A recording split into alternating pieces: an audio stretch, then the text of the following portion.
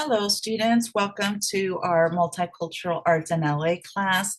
As you know, we have a new module which is on Black art in LA. So we have a set of new readings and new exciting artists that we're going to be learning about. And part of understanding the arts tradition of, of Black artists in LA, we have to go back to a very important part of LA history known as the Watts riots. So today I'm going to be talking about the Watts riots. I'm also going to be addressing the events that led up to the riots. We're also going to talk about the LA riots, and some of you might be familiar with the LA riots with the beating of Rodney King. So we're going to be talking about that towards the end. I have a couple keywords for you. One of them is assemblage art. So think about the word assemble. So assemblage art. If we think about traditions, artistic traditions within the Chicano community, we think of murals.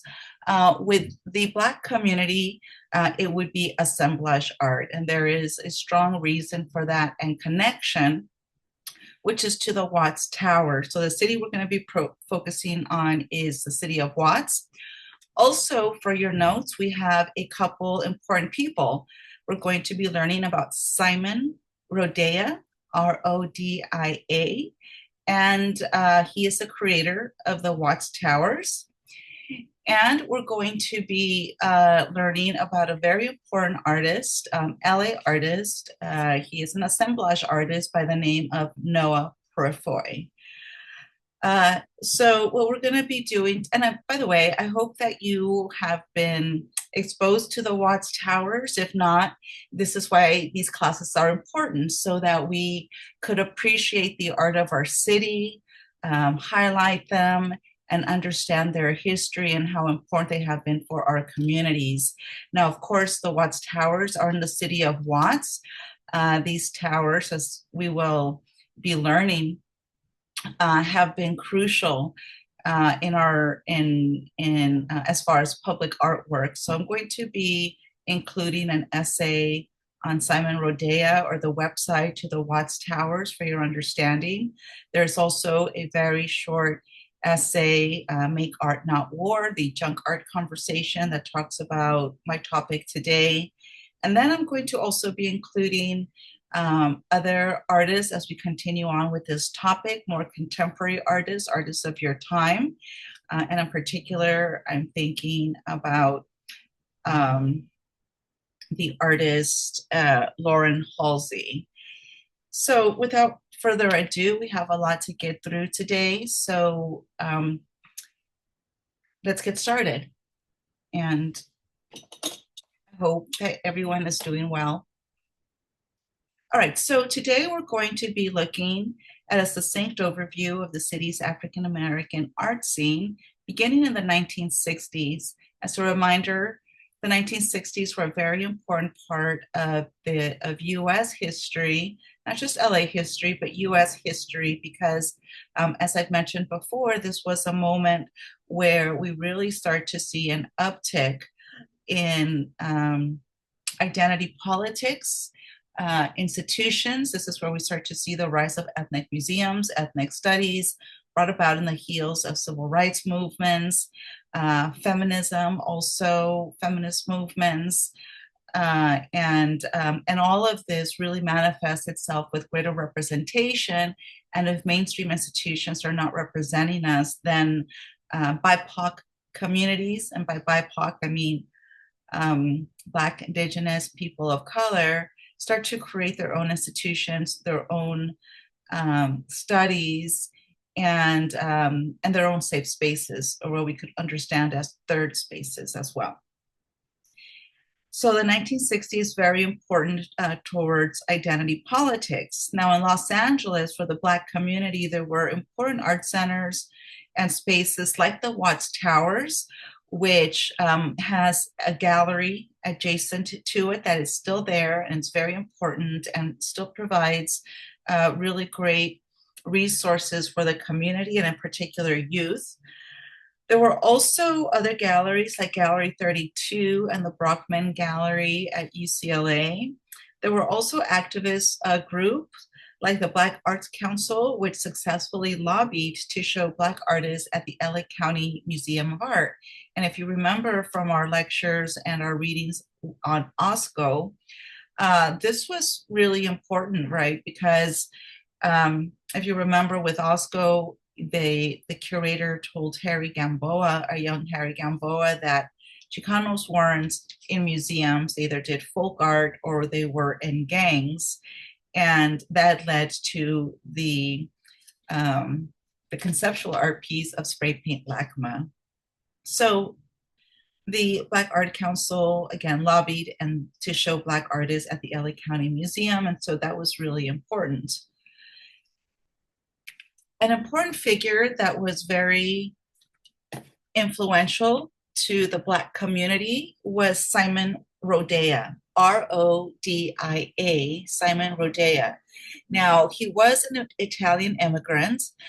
He lived in the city of Watts for many decades. But even though he wasn't part of the Black community, he was a tremendous inspiration for this community. So one of the things that he did was the Watts Towers, and his story is really amazing because he worked on the Watts Towers by himself on his own for over 30 years.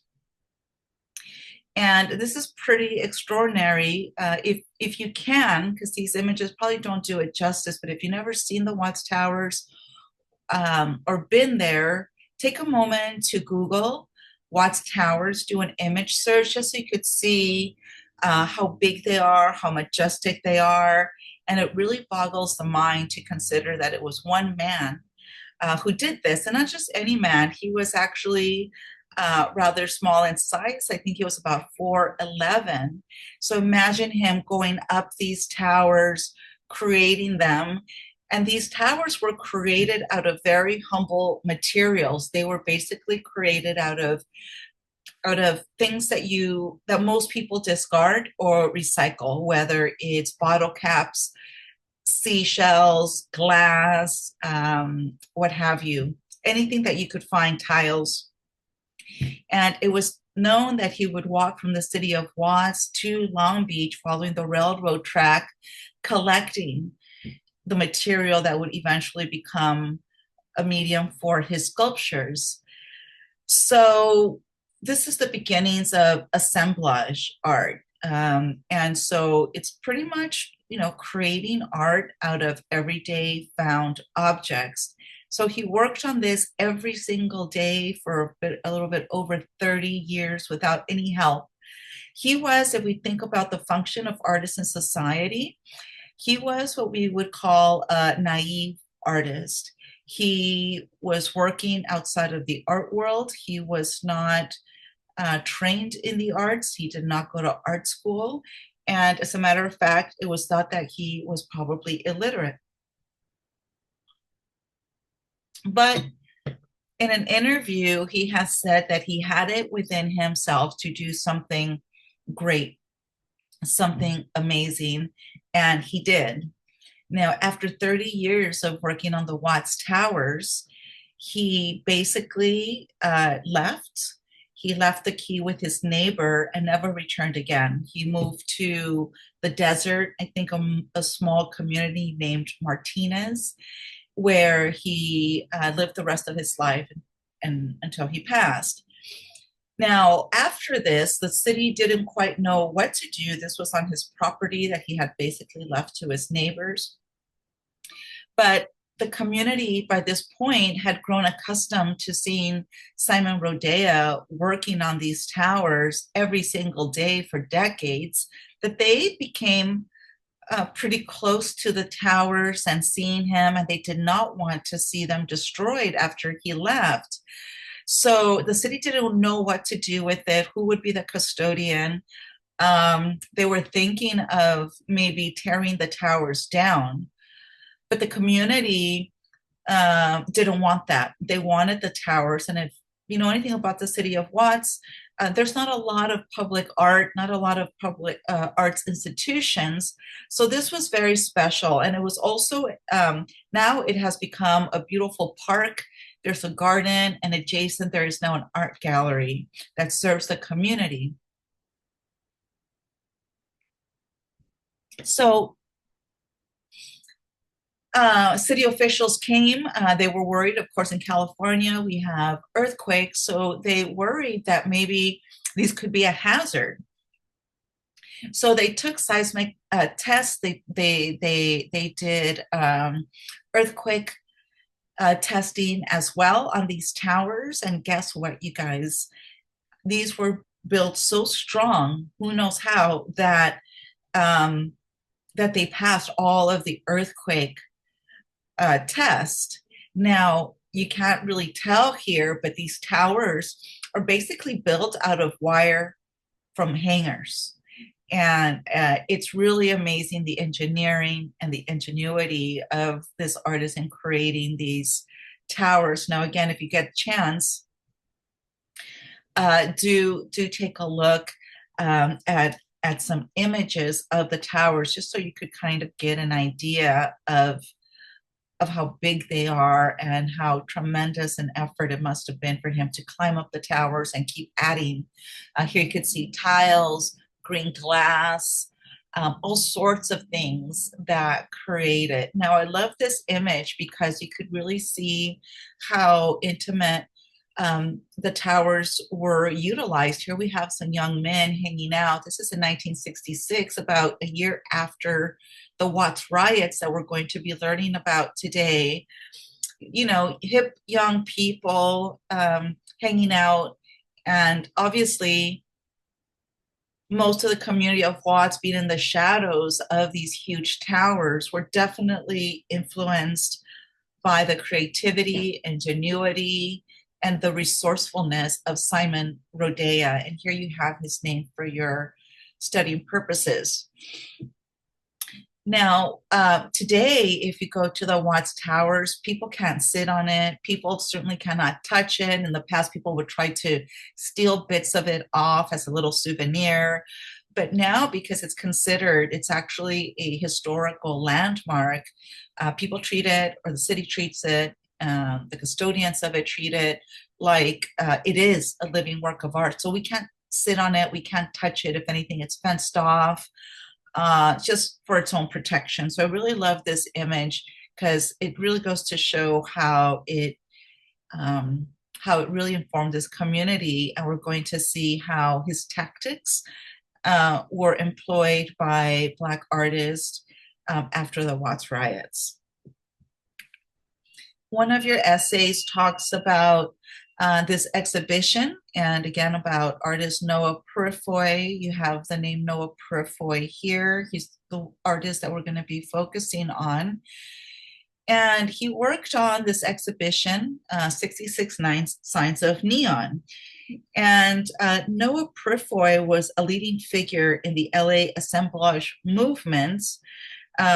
He died in 2004. And he was the very first director of the Watts Towers Art Center that you see here. You also see here a detail of the exhibition that he curated in response to the Watts riots. Now, all the works that we have here are assemblage art. Now, let me define assemblage art for you.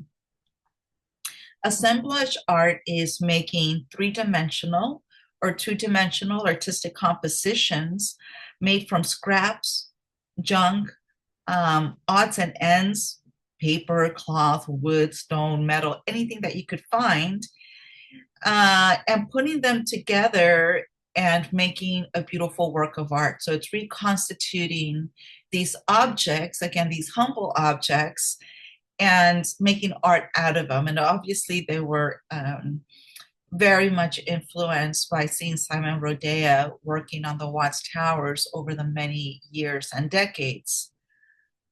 Now, what it says here, and I'll read it for you. It says, occasionally contemporary events intercede in the story of LA art. Following the August 1965 1965 Watts riots, which resulted in more than 30 deaths, thousands of arrests, and the destruction of hundreds of buildings, artists Noah Purifoy and Judson Powell invited artists to create assemblages from the wreckage for an exhibition called 66 Signs of Neon, which traveled to museums across the US and to Berlin. So this is pretty extraordinary if you think about it, because what happens after there's a riot, there's a lot of destruction, right?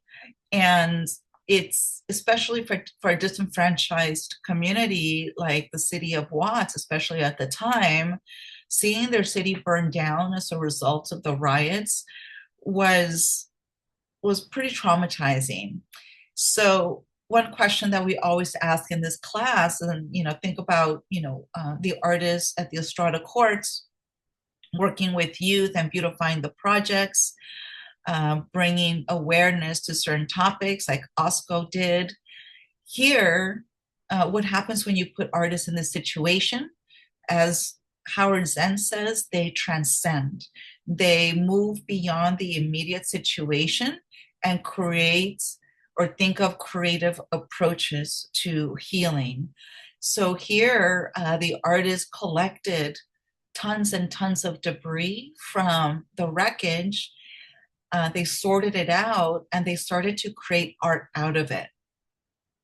We're also going to learn that they started to have workshops with students, with young people in the community, as a way to help them heal from the devastation. So in a way, if we think about the function of arts in society, these artists were, among other things, working as artists as social healers and helping the community heal through art.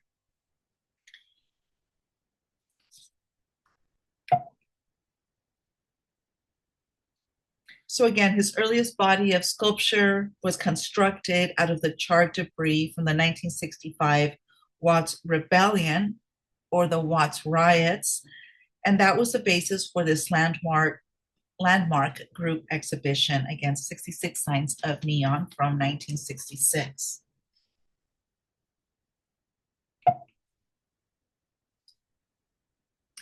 So here we have on the right with the button-down shirt, Noah Purifoy, and then we have Judson Powell. And here's an example of one of their three-dimensional sculptures that was created, again, out of the debris and the destruction of the riot. So an artist here created this sculpture called Barrel and Plow, which was one of the 50 works included in the exhibition.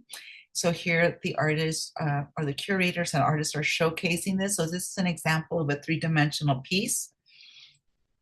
So this exhibition was unveiled to the public in the spring of 1966 as part of the Simon Rodea commemorative Watts Renaissance Festival. And this exhibition was the first large-scale artistic response to the events of 1965.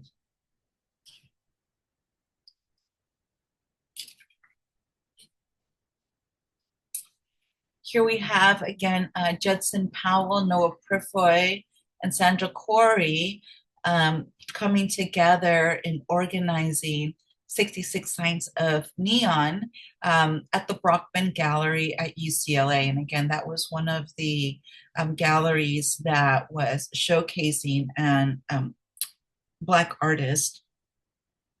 Now, what I would like to state is that for Noah Purifoy, the importance of this exhibition cannot be overestimated.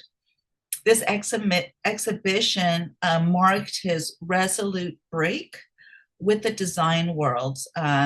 Before these situations had occurred, this kind of racial strife in the city, Noah Purifoy was actually doing very well. Again, going back to the function of arts in society, he was maybe what we could understand as artist as entrepreneur. He was making a lot of money. He had high-end clientels selling his work. He was actually um, for about 10 years, he was working in the design world where he worked on his trade, which was designing high-end modernist furniture for Hollywood homes, and his subsequent and and again, he was making a lot of money. He had a high-end clientele, but then he found a subsequent dedication to the found object, to a much more humble artistic material. But we will learn that as a result of the riots, he had a complete pivot in his life. The works that he had done before, his clientele, that life, that bourgeoisie life, seemed to him vacuous. And so he found a new dedication in uplifting his community, helping the youth cope from the consequences or the results of the riots. And so, personally, for him, it was life transforming, both personally and within his career. So, again, he found a new dedication to the found object. And in the 40 years that followed the 66 Signs exhibition, where again, these artists were using debris, urban refuse, or junk, as he calls it, as a primary sculptural material, it became almost an undeclared manifesto or a statement for him. And when we think about a manifesto is sometimes a declaration that an artist or a group of artists put out, letting people know, letting the public know what they stand for, what their intentions are, and what they want to do with their art. So 66 Signs of Neon was much more than found materials and artistic strategies. It also represented a frame of mind, a school of thought, you could say, for Noah Purifoy and for all of these artists, as it were. Now, here's an example of a two-dimensional work of art that was part of the exhibition. And again, this was made from the debris from the Watts Rebellion. This is an untitled piece by Noah Purifoy. And I will read these bullet points for you. Number one, Noah Purifoy began, and a lot of this is a little bit of review of things that I was just saying. Noah Purifoy began organizing workshops for local youth at the Watts Towers Art Center in 1964. He was working so close to Simon Rodea's Towers that he was struck by Rodea's use of discarded materials to create a beautiful and inspired environment in the midst of the socially and economically deprived Watts neighborhood. In the wake of the Watts Rebellion in August of 1965, Purifoy and his colleague Judson Powell collected 3 tons, you guys. They went out to the streets and they started to collect all of the debris, 3 tons of it, whether it was charred wood from the burnt buildings and structures, scorched and twisted metal, and other rubble from the streets of the neighborhood. In this untitled framed assemblage, Purifoy combined crushed metal, melted plastic, and found objects, including a belt buckle. Oops. You'll see here, to create these, delicate forms reminiscent of flower paintings or decorative carvings.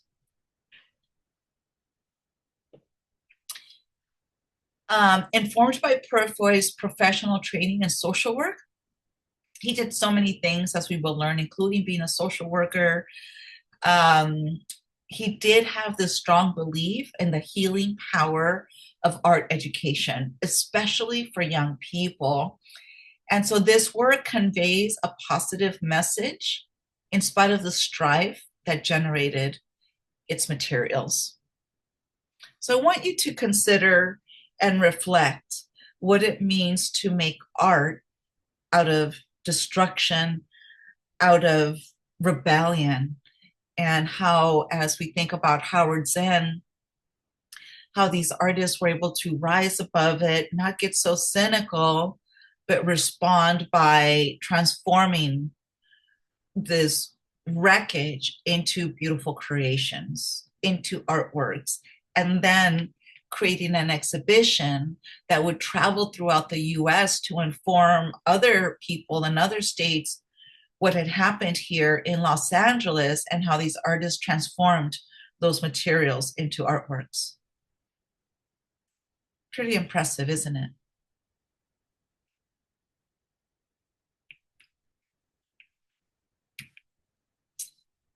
So here's a quote. The philosophical implications of 66 Signs of Neon are complex, both for what they suggest about Western society at large and for what they meant for Purifoy personally as an African American and as an artist.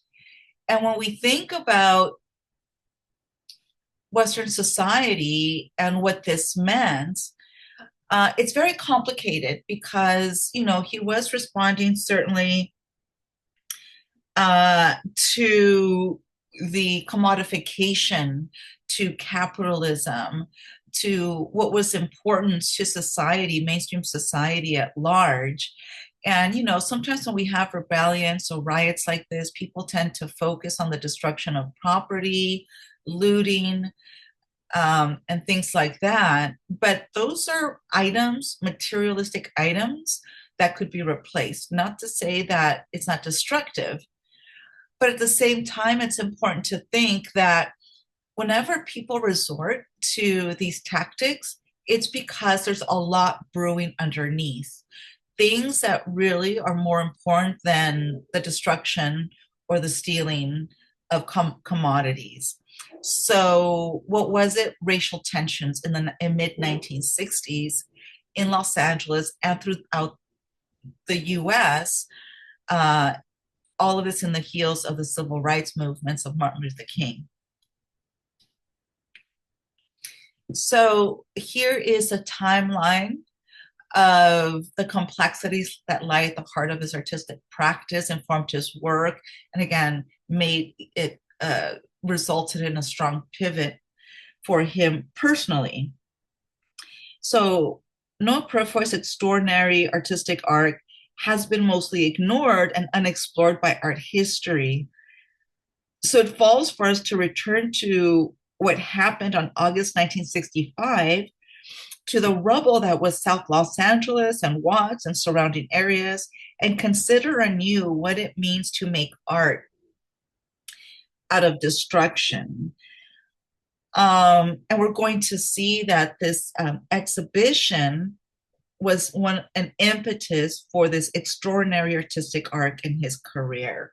So from 66 to 71, so a few years after the riots, he did junk art workshops at the gallery at Watts Towers, which again, it was for youth to help them heal and create beautiful original artworks out of everyday things. So you don't have to have expensive artistic materials.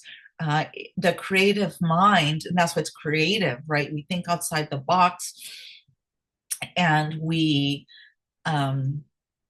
create basically with what we have. Osco did the same thing, if you recall. 1971, he did another installation, a controversial installation at the Brockman Gallery at UCLA.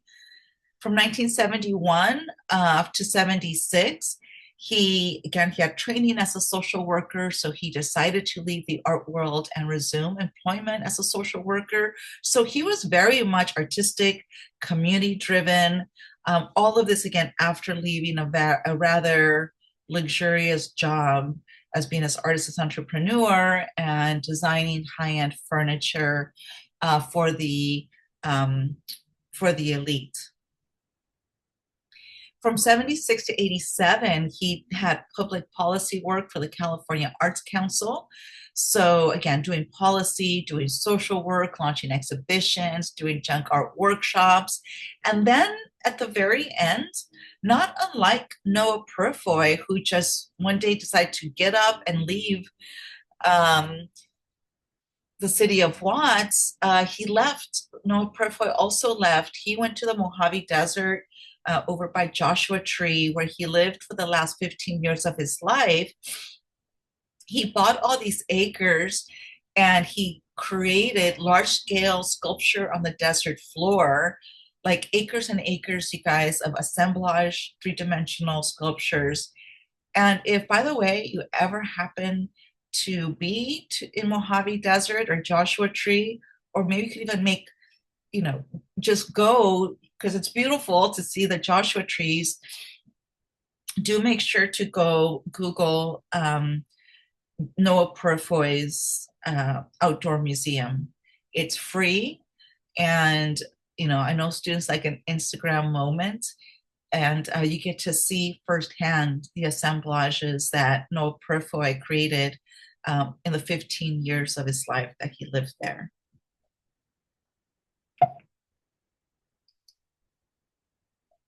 So let's go back and understand what caused the Watts riots, and then I'm going to give you a primer of why do people resort to riots.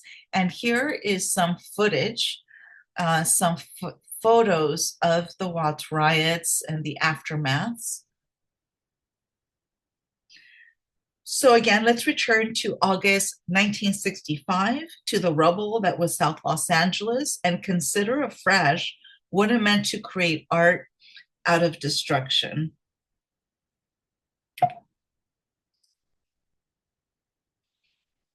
So here is a brief primer for us to understand what led to the Watts riots. And a lot of this, we could definitely draw parallels to time today because it has to do with racial profiling, the disproportionate police brutality on men of color, in particular Black men.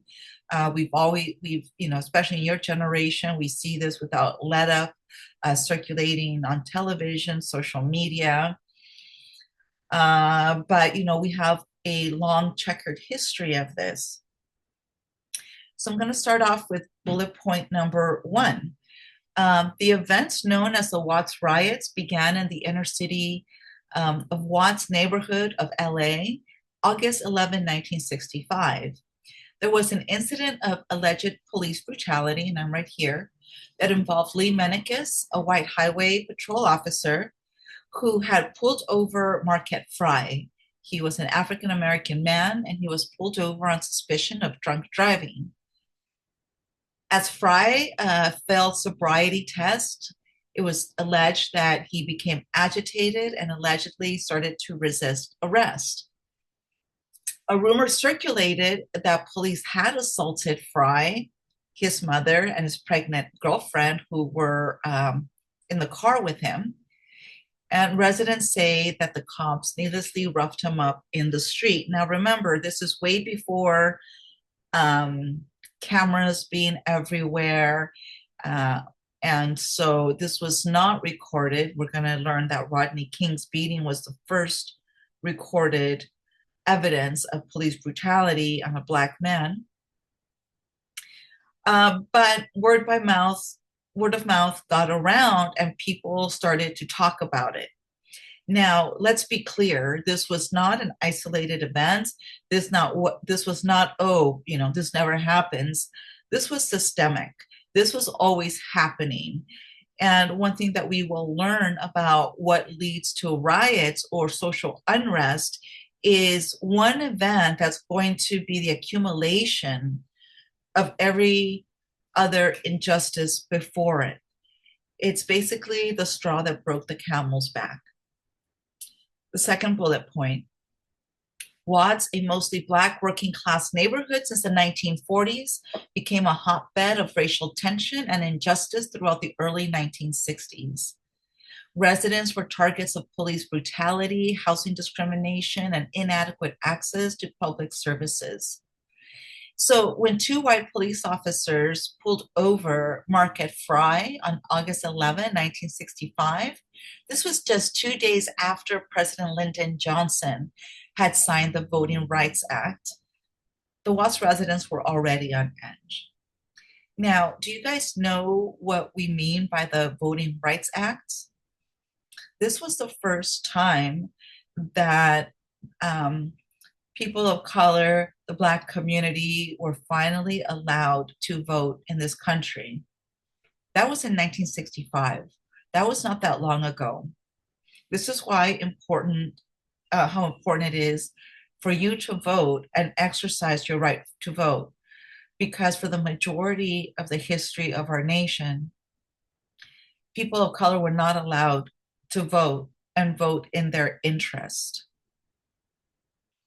As a result, fighting broke out and violence spread. There were over 6 days of rioting, of looting, and a lot of people dead, thousands injured, and hundreds of buildings damaged. The rioters looted, they beat up people, shot up police. They were fed up, basically, at authority. Now, a question that sometimes students ask is, why is it that during times like this, people destroy their own neighborhoods? Why don't they go to another neighborhood? And we're going to learn why that is. Again, before this riot, this was not a singular event. There were a lot of cumulative events and situations and circumstances that led for this collective explosion, right? And so it was like this boiling pot, as we will see, of prior injustices. Some of those included lack of jobs.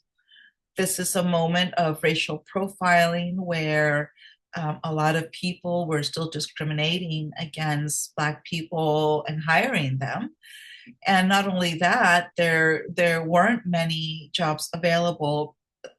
That could possibly be linked up to the lack of job preparedness because job trainings were not available.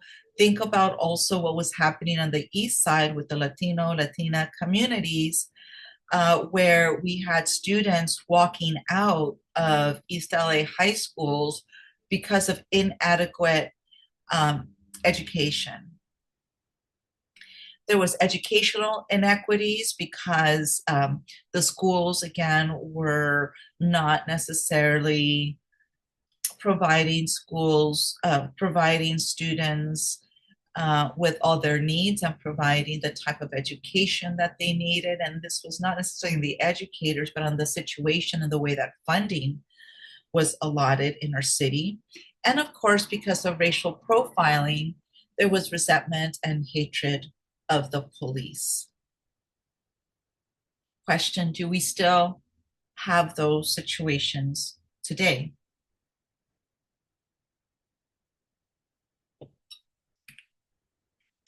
So why do people riot?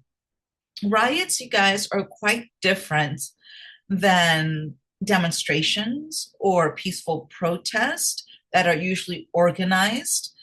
When we talked about Chicano art, we talked about the moratorium, which was a peaceful, or started off to be a peaceful demonstration against the Vietnam War.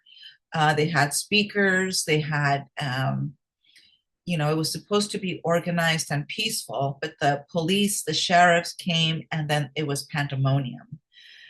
Riots are quite different. They are not organized, they're not pre-planned. Again, it's when collectively we reach a boiling point, when we have reached a point of no one is listening to us, no one understands our plight. And so sometimes this destruction becomes an only way for people to attend and listen to this community that had been so disenfranchised. So here is how we define a riot. It's a social occasion involving relatively spontaneous, collective violence, usually directed at property, persons, or authority. Different from protests or demonstrations, riots are relatively spontaneous. Against the boiling point, imagine or think about any moment where you have gotten really mad or upset and you blow up. You're not planning for it, it just happens, right? Because there were so many events, it was a strong lead up to that. And this arises from the cumulative effect of many negative prior events or circumstances. And there's usually one incident, which is, in this case, the Marquette Fry situation. When we get to the LA riots, it was the beating of Rodney King. Again, these are not isolated situations. It's a systemic situation that keeps happening and happening and plaguing the city, in addition to other issues that again leads to a boiling point, the last straw. So there's usually a precipitating incident immediately before a riot that is sometimes an event, a situation that in the minds of rioters symbolizes a larger injustice of earlier incidents. So here are some more images so we understand destruction. Look at this. So when Noah Purifoy left the Art Center, he ventured out into the rubble that was still smoldering from all the fires. He encountered a completely transformed 103rd Street. And 103rd Street is the main thoroughfare in the city of Watts. So you see people here wandering, figuring out, wow, what is going on? You still see police here. Now, going back to the question as to why is it that people destroy their own communities? Well, you have to think that there weren't a lot of they even though they lived there, they weren't necessarily personally invested. People were not hiring them. They were police profiling. These are sometimes locations where they are highly surveillance and underprotected.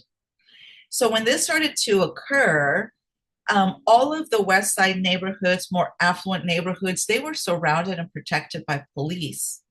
South LA Watts were left to fend for themselves. And this is also true with the LA riots of 1992. So there wasn't necessarily a lot of community building. They weren't necessarily invested in the community. Poor education, lack of jobs, lack of training, racially profiled, again, being over surveillance and underprotected. And so, this was definitely a way to make a point. Some would say maybe not the most constructive way, but again, a boiling point is not always rational. And racism has a way of making people do crazy things.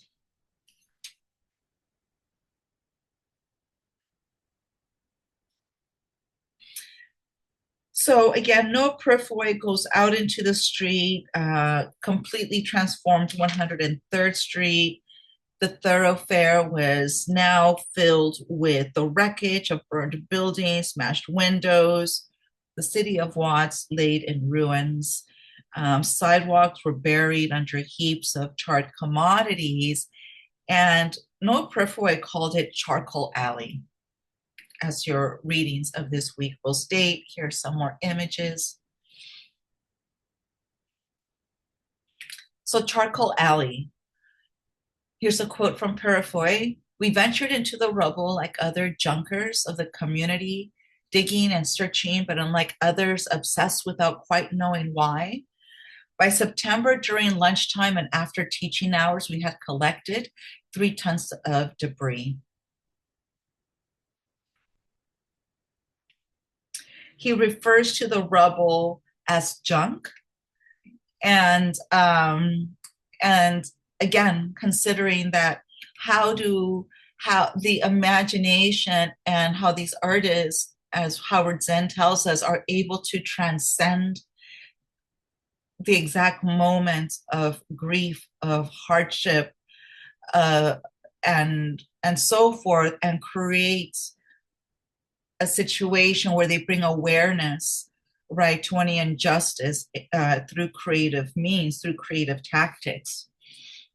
So this whole section is basically about the artist's response to the Watts riots, what it means to create our art out of the rubble, what it means to transform this, right, into an exhibition, into works of art, into coming together, uh, traveling this throughout the United States, creating junk art workshops for kids for several years to help them heal, right? Arts as healing. I would love to hear in your notes what you think about this artist's response. I want you to do a little couple sentence reflection on this. So the rebellion rendered, Noah Purifoy's modern design pieces that he was working on before and the bourgeoisie way of life they implied hollow and dead. He ventured into the rubble to begin the process of mourning, not unlike so many people did, trying to figure out and make sense out of all of this.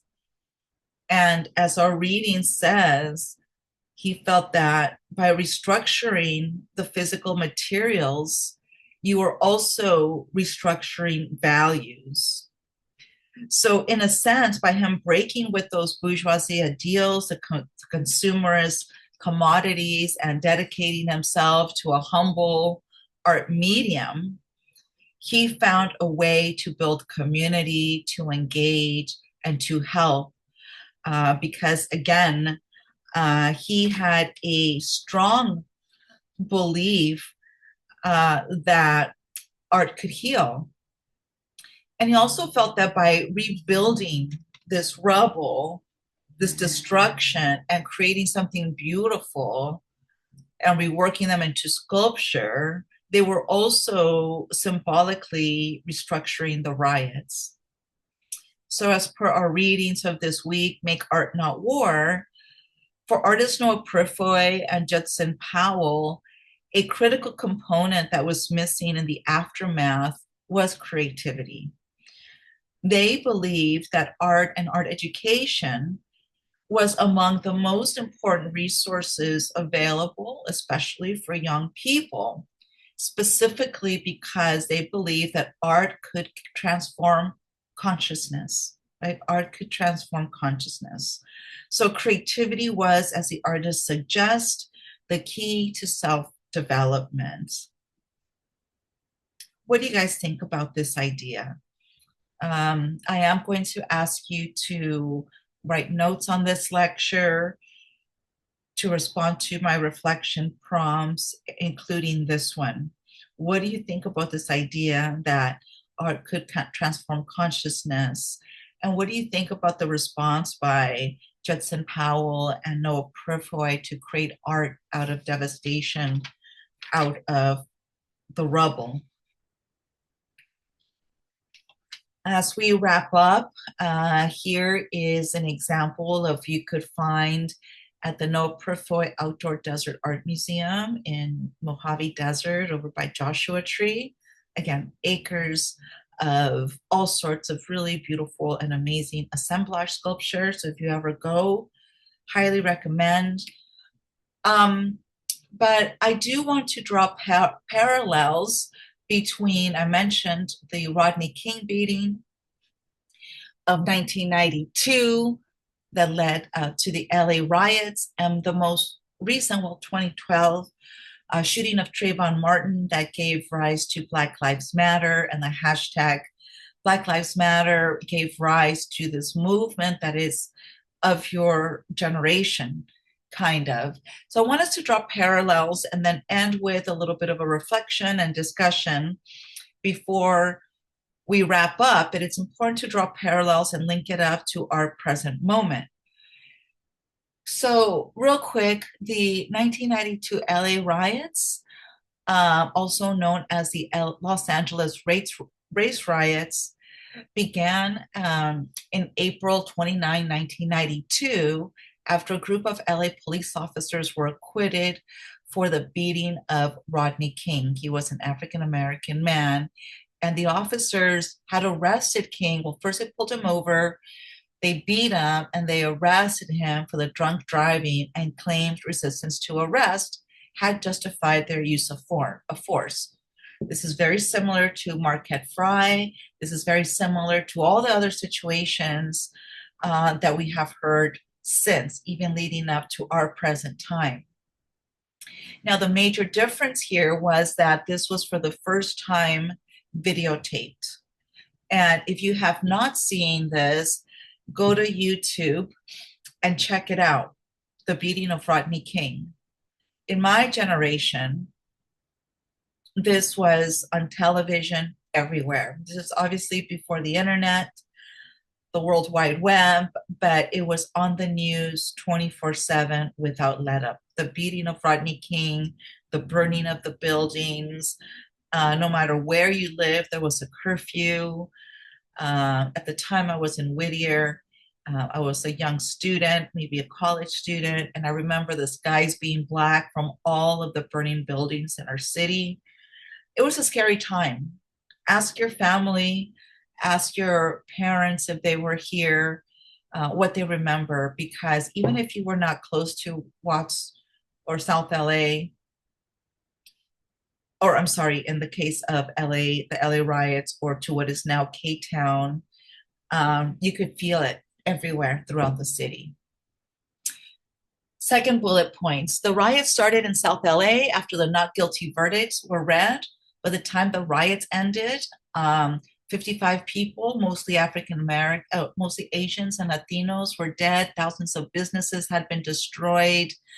Over $1 billion in damages. There was also another victim, a truck driver, Reginald Denny, who just happened to be caught in the middle. He was working as a truck driver.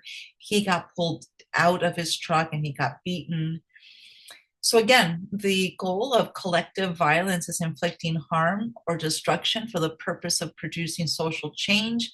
However, there's rarely, if ever, a transfer of power from one group to another. And again, this collective violence is directed at property, persons of authority. There's a backlash against authority or the police. Pandemonium ensues.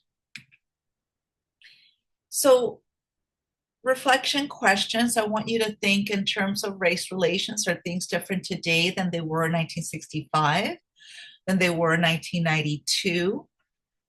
Regardless of what may be different, are we better off as a country today than we were in those points in history? And I also want you again to reflect on what do you think about the art response. Here we have an image of young Trayvon Martin with his hoodie. When he was killed, he was wearing a hoodie. He was a youth. He was under 18.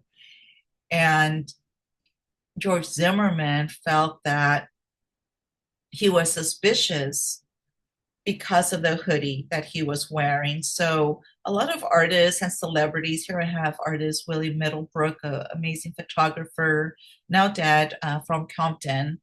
A lot of people start to wear hoodies in solidarity with Trayvon Martin, and also Skittles, because Zimmerman held that Trayvon Martin had something suspicious, and basically it was just Skittles. He had gone to the store to get Skittles, and poor kid, unarmed, was shot dead by Zimmerman. I want you to read the second point here. Bullet points. Zimmerman, unlike the other situations, was not a cop, but he killed him, and he was found not guilty of second-degree murder in 2013. So what is different and what is similar in the cases going back to Marquette Fry, Rodney King, Trayvon Martin, and we've had so many situations, and just to honor some of them, I want you to think about Freddie Gray in Baltimore, Michael Brown in Ferguson, Eric Gardner in New York, Tamir Rice, only 12 years old, from Ohio. And it wasn't until George Floyd that cops or people were actually held accountable for the murder of um, of a Black man. And I think one of the things that is majorly different is with Rodney King and Marquette Fry. They were beat up, roughed up. As the decades went on, we have killings in broad daylight. And again, with the arrest of George Floyd's killers, and again, we all saw how he gasped for his mom in his last moments of death that went viral. Now everyone has a camera, right? Cops have to have body cams as well. So there's a lot of things that have changed for the positive. There's more awareness. People are being held responsible. But again, are we better off than we were at those points of history? And finally, here, what is similar, what is different? I am going to stop here. I know that I went over. I'm sorry if it's a long lecture, but it's a much needed lecture. And I am going to ask you guys to take notes of this lecture and upload them into the module. And I hope that you enjoy the readings. I will be opening up new module or new course material for you as we, with again, more contemporary artists who are a continuation of this legacy of assemblage art in LA. All right, thanks everyone, and more to come.